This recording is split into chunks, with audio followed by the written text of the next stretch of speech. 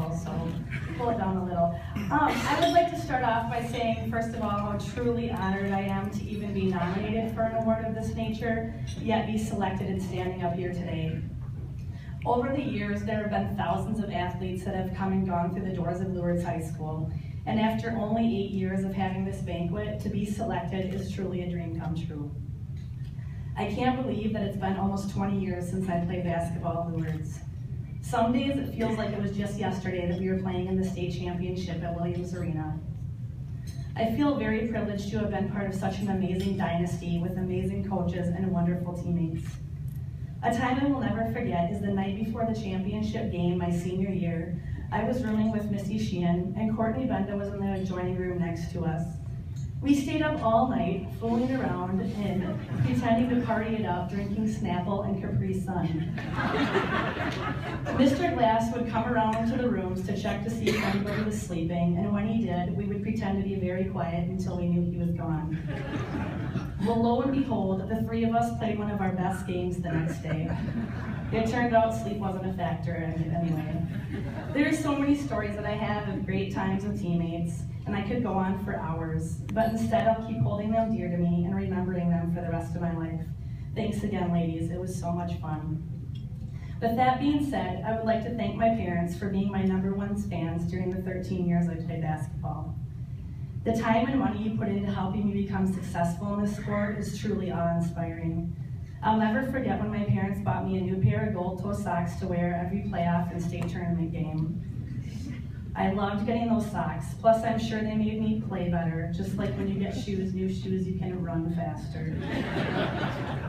My parents were in the stands for almost all my games, both home and away, sitting with all the other parents, cheering us on every step of the way, almost getting a little too rowdy at times, Mr. Sheehan and Dad.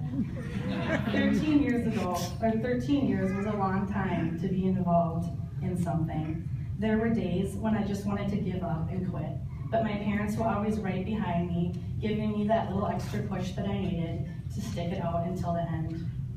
I love you both very much and am truly grateful for your love and support. I would also like to thank all my coaches that I had throughout my basketball career. There are a lot of them, so I cannot name you individually, but you all know who you are. Thank you for your countless hours of hard work and helping me become the best basketball player I could be. I could not have done it without you. I know sometimes I was not the easiest person to coach. I was so dominant with my left hand that getting me to use my right was like trying to get a baby to walk for the first time. I also shot from my ear over here and not in front of my face where I was supposed to.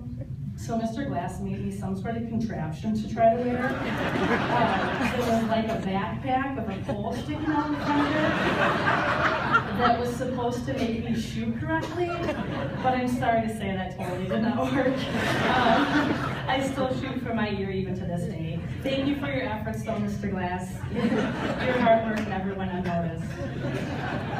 Last but not least, I would like to thank my family, friends, and all the fans for being such an awesome cheering section. Whether you were in the bleachers or not, I always knew you supported me through my journey. I'll never forget the standing ovations I received or the incredible crowds that we would bring in. When we were playing Goodhue in the game to go to the state tournament my senior year, there were 8,000 people crammed in the Mayo Civic Center arena. The fire marshal was called and had to come and start kicking people out because the arena capacity was only 7,200 people.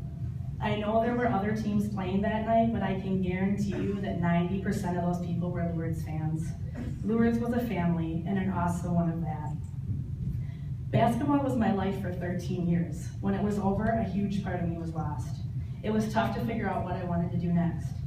I played in some leagues for a few years, and ended up tearing my ACL in one knee and my meniscus and cartilage in another knee, and then a few years later, both requiring surgery. After the surgeries, I was told by doctors that I should not play basketball again. Otherwise, I would be putting myself in danger of needing a full knee replacement within 3 years. So I have not stepped foot on a basketball court in over 7 years.